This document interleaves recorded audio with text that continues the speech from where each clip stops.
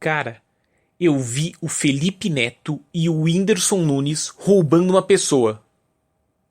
Quê? Prova? Não, eu só vi. E aí, o que você acha? É o bastante pra torturar os dois?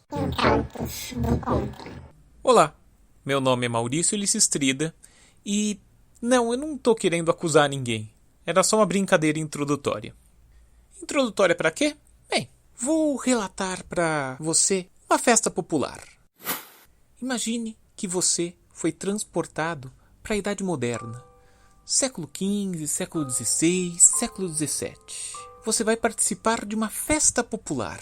Saiba que foi uma festa cara, muito dispendiosa. Ela só acontece uma vez por ano. Montaram grandes tablados, levaram mobiliários ricos, fizeram grandes decorações. As pessoas de cidades próximas vieram para participar da festa. Trouxeram comida para fazer lanches durante aquele evento que vai durar o dia todo. E aquele evento, saiba, é um auto de fé.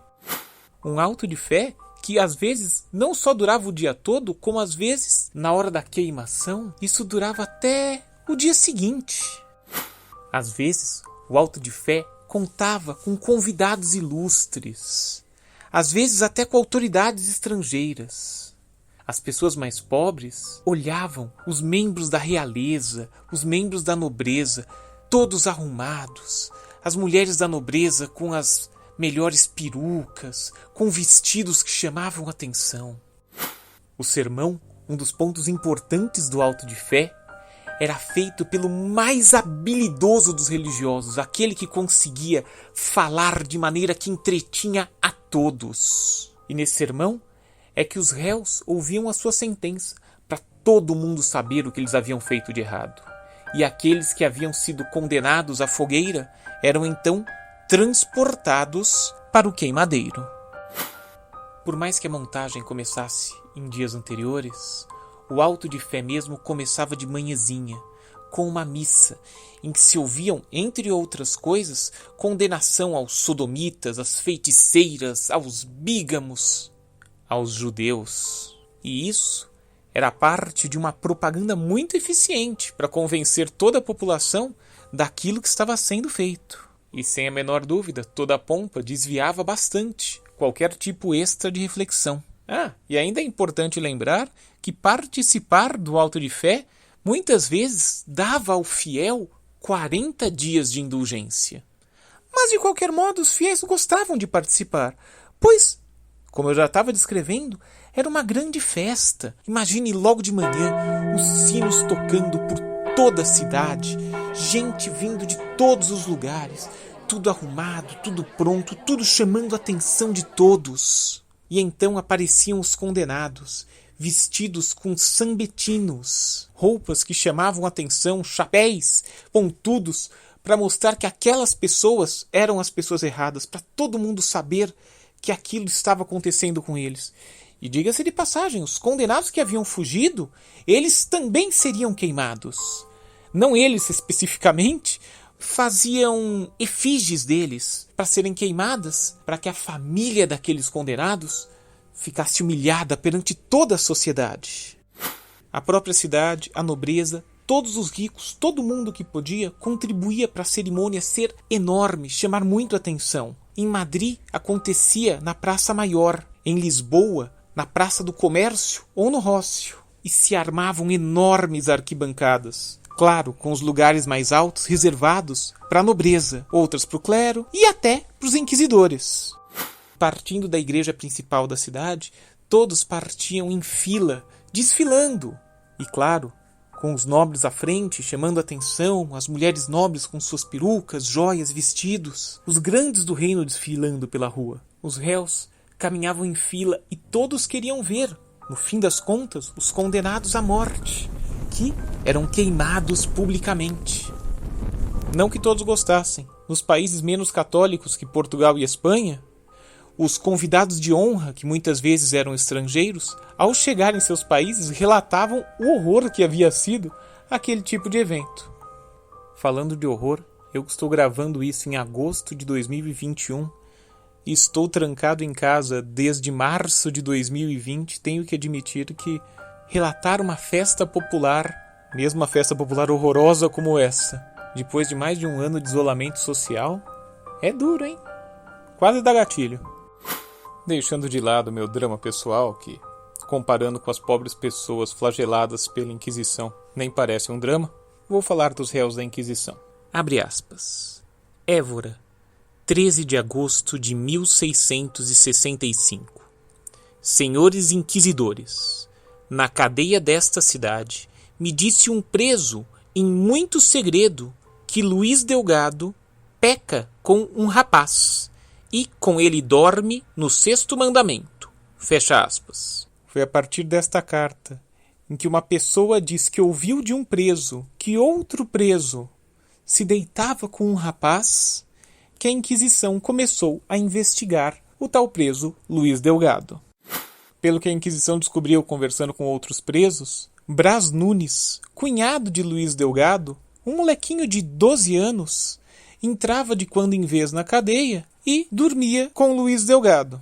Sendo chamado frente aos inquisidores, Luís Delgado disse que só sentia muito carinho pelo cunhado e sentia saudades da irmã dele, sua noiva, e que apenas abraçava e beijava o rapaz, que parecia muito com a irmã, e que em algumas noites, dormindo na mesma cama, chegaram a se esfregar um no outro e ele chegou até a ejacular.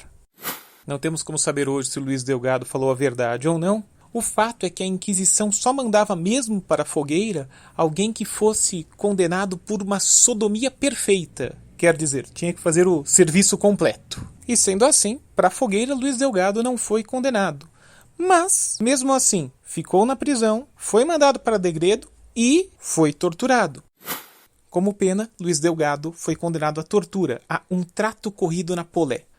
A polé era uma tortura e uma pena em que as mãos do condenado eram amarradas às suas costas. Os braços amarrados eram erguidos com uma corda e uma roldana até bem perto de um teto alto. O corpo era solto então e quando chegava perto do chão, seguravam e impediam o corpo de bater no chão, mas o que causava um grande puxão no braço, que muitas vezes quebrava a clavícula, machucava os ombros e deixava, com certeza, os músculos muito injuriados. Muitos condenados dizem que sentiam dores por meses, alguns pelo resto da vida por conta dessa tortura.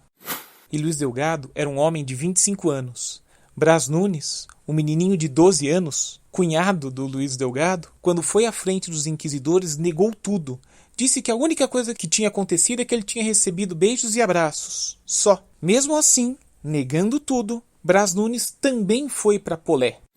Depois de ir para Polé e alguns meses de prisão, Brás Nunes foi expulso de Évora. Sofreu degredo, ele teve que sair de Évora. Tente imaginar o que é um molecote de 12 anos expulso da cidade onde ele morava. E, claro, passando o resto da vida sendo uma pessoa que foi condenada pela Inquisição. Mas você que está ouvindo, está achando leve essa história toda dessas pessoas? Espero que não esteja. Mas se estiver, vamos para um caso um pouco mais pesado. Vamos para o poeta barroco português Antônio Serrão de Castro. Além de poeta, Antônio Serrão de Castro era boticário e cristão novo. Em outras palavras, ele era um cristão que tinha vindo de uma família judia que há pouco havia se convertido ao cristianismo. E outro cristão novo que estava sendo torturado pela Inquisição denunciou Antônio Serrão, dizendo que ele, na verdade, não era cristão, que ele continuava executando práticas judaizantes.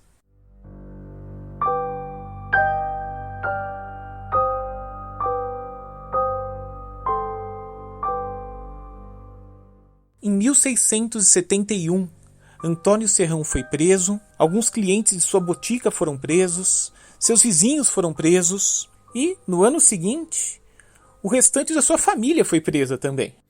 Só que Antônio Serrão, ele dizia que não, que era mentira, que ele era um perfeito cristão.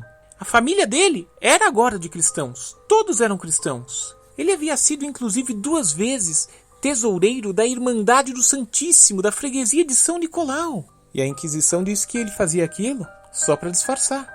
Só que Antônio Serrão continuou negando e continuou negando. E o resultado é que por conta disso, ele passou 10 anos preso pela Inquisição. 10 anos vivendo mal. Tanto que nesse tempo de cadeia, ele até escreve um famoso poema, séculos depois publicado pelo Camilo Castelo Branco, chamado Os Ratos da Inquisição. E depois de 10 anos preso, continuando a afirmar que ele era cristão, que ele não fazia nenhum rito judaico, os inquisidores resolveram torturá-lo para ver se ele dizia a verdade. E torturaram até que ele, finalmente, admitiu que fazia práticas judaizantes. Se arrependia e que não iria mais fazer aquilo.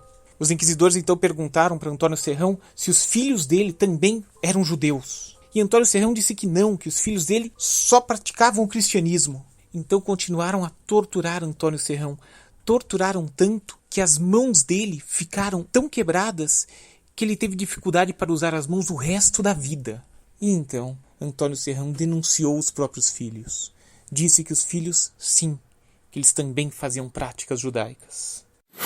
A filha dele, Teresa Maria de Jesus, que irônico nome, depois de passar anos na prisão, quando foi ameaçada de ser enviada à morte, ela admitiu que era judia. O filho dele, Luiz Serrão, passou 9 anos na prisão, afirmando que era cristão. E assim como o pai, em meio à tortura, finalmente admitiu que fazia práticas judaizantes. Só que o outro filho de Antônio Serrão, Pedro Serrão, passou o tempo todo de prisão negando completamente, afirmando que era cristão e que nunca tinha feito nenhuma prática judaica. Depois de anos de prisão e cansados já de torturar Pedro Serrão, como ele não admitia, os inquisidores chegaram à conclusão, então, que ele estava mentindo, e mandaram o rapaz para a fogueira. Sim, a fogueira. Voltando à festa popular que eu estava descrevendo no início deste podcast, a fogueira era o ponto alto, era o grande finale de um auto de fé. E foi exatamente em uma fogueira, em um auto de fé, que Pedro Serrão, cristão, acusado por outras pessoas torturadas de fazer práticas judaicas, Pedro Serrão, que nunca admitiu ter feito nada de judaico, foi condenado à fogueira. Agora pare e pense um pouquinho. As acusações feitas por pessoas que estavam sendo torturadas para acusar outras são acusações válidas? Uma pessoa que se acusou depois de anos de prisão e principalmente depois de anos de tortura, quando essa pessoa se acusa, essa acusação é válida? E o rapaz que era tão devoto, mas tão devoto, que não aceita dizer que ele fazia práticas judaizantes, que ele quer continuar dizendo que ele é cristão, e mesmo assim matam ele, depois de prendê-lo e torturá-lo. Muito provavelmente, grande parte dos religiosos que faziam isso acreditassem que estavam fazendo algo divino, algo correto, salvando a alma das pessoas que eles estavam torturando. Só que eu tenho muita dificuldade de compreender como alguém, ainda hoje, continua defendendo essas práticas medonhas, monstruosas, horríveis. Essas práticas que foram práticas cristãs. Vale dizer que todos esses casos que eu relatei foram casos feitos pela Igreja Católica durante a Contra-Reforma, mas que as igrejas protestantes também fizeram coisas bem parecidas. Queimaram um monte de gente. E, pelo menos hoje, no século XXI e no final do século XX, já tinham alguns líderes religiosos, como por exemplo o Papa João Paulo II, admitindo que esses foram erros da Igreja e, pelo menos, pedindo desculpas por eles.